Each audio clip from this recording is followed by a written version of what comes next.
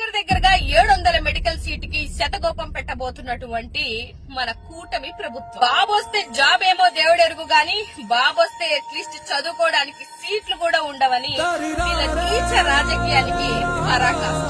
ఎందుకు ఈ మాట అంటున్నాను అని అంటే, పులివెందుల్లో సంబంధించినటువంటి ఒక మెడికల్ కాలేజీకి 50 మెడికల్ సీట్లు ఇస్తే అవి ఇవ్వద్దని ఎన్ఎంసీకి లెటర్ రాసినటువంటి చరిత్ర మన కూటమి. ఎన్ఎంసీ కూడా షాక్ అయిందంట. ఎక్కడైనా మెడికల్ కాలేజ్ పెంచమని చెప్పేసి లెటర్లు రాస్తారు, మన ఫస్ట్ టైం మెడికల్ సీట్ ను క్యాన్సిల్ చేయమని లెటర్ రాశారు అని. అంటే పేదవాడు చదువుకోకూడదు, పేదవాడు తెల్ల చొక్కా వేసుకోకూడదు, పేదవాడికి వైద్య విద్య అనేది అందరి ద్రాక్ష వలె ఉండాలి అని మీ కూటమి యొక్క కక్ష భాగంలో ఇదొక భాగం అనేది చాలా క్లియర్ గా అర్థం. నిజంగా గత ప్రభుత్వంలో 17 మెడికల్ కాలేజీని పెట్టాలనేది ఆయన యొక్క కోరిక. గతంలో 5 మెడికల్ కాలేజీని ఆయన హయాంలో స్టార్ట్ చేయడము 2023-24